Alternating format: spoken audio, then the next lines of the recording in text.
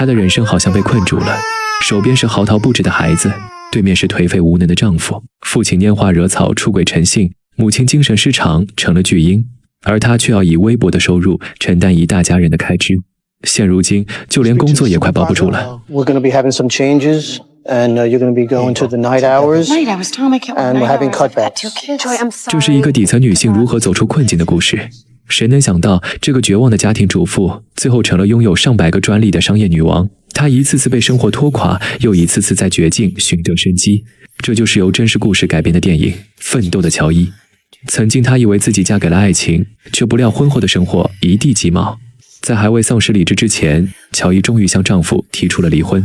只是她的生活并没有好转，前夫因为没有稳定的收入，依旧住在她家的地下室。母亲整日靠着肥皂剧过活，父亲又要出门约会了。 Wish me luck. You don't need it. Joy, water! Where are my cufflinks? Mommy, come eat to me. 5 minutes, Christy. Mother, again? How many times do I have to tell you not to clean your brushes out in the sink? 母亲还在一旁狡辩，但最后总是乔伊收拾烂摊子。外面的父亲正和富婆谈笑风生，凭着他那副磁性的嗓音，富婆被逗得喜笑颜开，于是热情邀请他们一家坐自己的豪华游艇出海。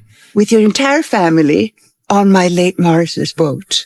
第二天，前夫弄来一箱上好的红酒助兴，可正当大家举杯欢庆之时，由于船体突然的颠簸，手中的酒杯不慎摔碎在地，其他人只顾着继续狂欢，清理的工作又落到了乔伊的头上。他拧干拖把，可藏匿其中的玻璃将他割得满手是血。而就是这样的一次经历，让他发现了巨大的商机。直接用手拧干拖布，不仅恶心，还很危险。要是设计一款不用手就能清洁的拖把，肯定能得到家庭主妇的青睐。说干就干，他用女儿的蜡笔画了个可伸缩的草图，又去修理厂焊接了一根拖布杆。为了保证吸水性，他用91米的全棉线绕了40圈，最后把它固定在拖杆上。第一条可旋转脱水的魔术拖把就此诞生。但要想进行批量生产，还得投入大量的资金支持。乔伊试图说服富婆投资这款产品，他不停地列举着这款拖把的好处，让富婆也渐渐动心。可一旁的姐姐却突然插嘴，她认为自己一直在打理父亲的修车厂，而乔伊完全没有做买卖的经验，这个现成的生意应该交给他来做。富婆不理会姐姐，而是抛出一个问题：如果你和你的商业竞争对手在同一房间 And there is a gun on the table. Only one of you can prevail. Yet, you have protected your business. Do you pick up the gun, Joy? 乔伊认为这问题很诡异，但还是给出了肯定的答案。 I pick up the gun. Good.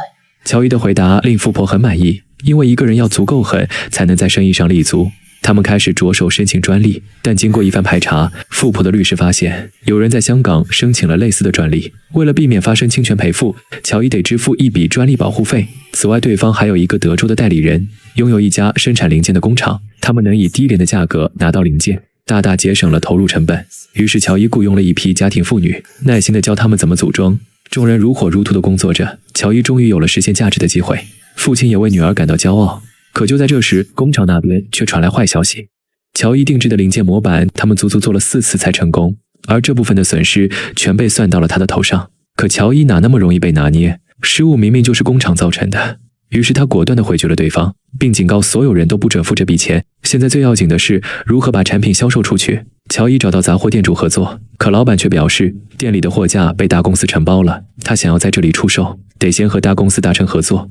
一个简单的生意，非得弄出个中间商。乔伊无奈，只得找到大公司。然而对方却认为20块的拖把质量太好，无利可图。Again, I'd rather they keep buying our mops at $5 50 times, 100 times. 不仅回绝了乔伊，还嘲讽他作为家庭主妇就应该老实在家相夫教子。不过这并没有打击到乔伊的信心，他转头又来到商场门口，向路过的人推荐自己的拖把，可始终没人愿意停下来看。见没有任何效果，他索性直接扔掉拖把，换上闺蜜来进行推销，而自己假扮路人与闺蜜表演。 You can wring it without getting your hands dirty. I don't think so. Come on, try it. The mop of the future.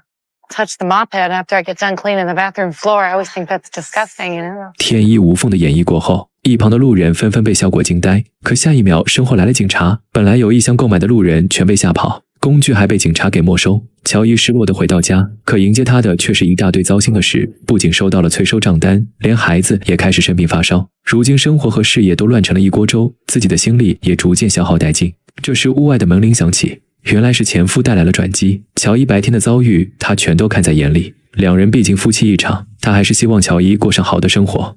前夫将一个零售商朋友介绍给她，对方叫尼尔，正在做一档电视购物的节目，在那时还是非常新兴的购物方式，类似现在的直播带货。尼尔给了乔伊5分钟时间介绍自己的产品，拖把在乔伊手里方便自如，可这些男人们平日根本不做家务，自然不懂怎么使用，反而嘲讽着很鸡肋。于是尼尔也回绝了乔伊，他还认为塑料拖把质量不行，可乔伊却反驳自己本是个家庭主妇，每天都有打扫卫生的需要，塑料的材质在女人手里更加轻便。 Because it is better than anything else out there. Please give me a chance. 于是他将乔伊带到一个纯白的屋子，亲眼看到地上的污渍被去除后，尼尔也被深深折服，让他回去准备5万吧，并承诺给他开一场购物直播。随后尼尔把他带到了后台，这里有4、5个不同场景的舞台，上面正有明星在推销。只是简单介绍了一下手中的项链，接线员的电话就直接被打爆，一瞬间就完成了上万笔订单。接着又让明星接通粉丝的来电，销量蹭的往上涨。这番操作直接把乔伊惊呆在原地。他把这个消息带回去，可之前的都还没卖出去一把，富婆如今自然不肯承担全部风险，要求乔伊出资1半，可让他一下子掏出10万美金，乔伊只能选择抵押房子，孤注一掷。而正是这个决定，差点让他输得血本无归。众人期待已久，终于等到这场直播开始。可是这个所谓的销冠竟没有一点做家务的经验，完全不会使用拖把，到最后一单也没卖出去。此刻的乔伊在电视机前彻底陷入了绝望，这下5万把拖把全砸在手里。尼尔来电表示抱歉，但他把问题推到了产品身上，根据合同可以赔付1/3的货款。父亲建议立刻申请破产，把损失降到最低。然而乔伊怎肯接受这样的结果？隔天他冲进了尼尔的公司，要求再重新开一场直播。不过这次要让乔伊亲自登台推销，没有人比他更了解自己的拖把。尼尔坚持表示，只能让明星和推销员上台卖货。 Who showed you the mop? Who sold it to you? Who taught you how to use it? And who convinced you that it was great after you thought it was worthless?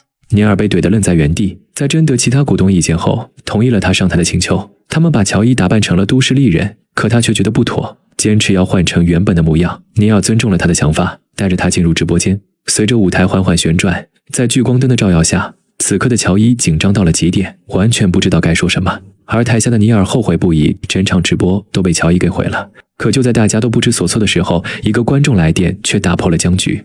Would love a mop that I don't have to touch when I wring it. My hands get raw when I mop broken glass. 听到这个声音，乔伊瞬间就露出了笑容。她知道这是闺蜜的来电救场，立马顺势切入主题，开始滔滔不绝地讲起她的拖把。随后，乔伊将糖浆挤到地板上，再加上一些婴儿的流食。这款和普通拖把有很大的区别，清洗拖布完全不会沾手，而且全面线布头吸水性极强，只涮1次就能拖干净整个房间。此时台下的订购电话也全都响起来了。仅仅过了5分钟，订单数已经直逼3万。乔伊的直播状态也越来越好，他亮出最后的杀手锏，拖布头拆卸就可扔到洗衣机里清洗。一瞬间，观众们又开始疯狂下单。看着即将爆单的数字屏，乔伊根本不敢相信，仅仅10分钟就把货卖完了。尼尔不可思议地看着乔伊，他亲眼见证了一颗冉冉升起的商界新星。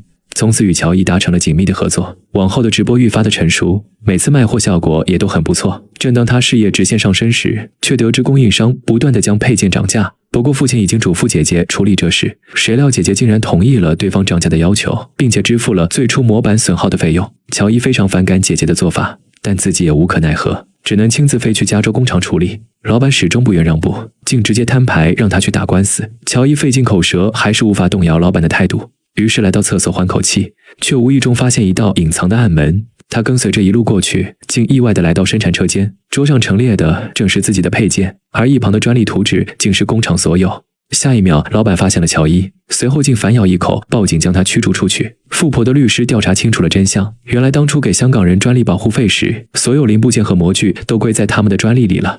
即使这些都是乔伊的设计，现在也没法起诉他们。如今要么申请破产，要么与工厂打官司，不过大概率都会败诉。而且在此期间，乔伊也没权利再卖该款产品，他自然不愿放弃努力这么久的成果。可是现在已经由不得他，富婆已经下定决心撤资，想尽可能的挽回损失。就连父亲也后悔一直以来对女儿的支持，不该给乔伊信心，让他拥有了不切实际的幻想。在二人的逼迫下，乔伊只能无奈地签下破产文件。这一刻，乔伊彻底崩溃。Mommy, don't cheer them, no! 众人离开房间，留他独自静静，看着自己的努力毁于一旦。乔伊不甘心就这样算了，于是他来到镜子前，坚定地剪掉自己的长发，决心彻底告别曾经那个懦弱的乔伊。他把自己关在房间，没日没夜地研究专利的文件，终于查出了专利出错的始作俑者。随后乔伊便约见了对方，来者正是专利所有者的代理人。乔伊与香港的专利所有者通过电话，得知对方完全不知道自己支付了5万的专利保护费，这笔钱显然被眼前的代理人给私吞，并且乔伊发现2人的专利根本没有相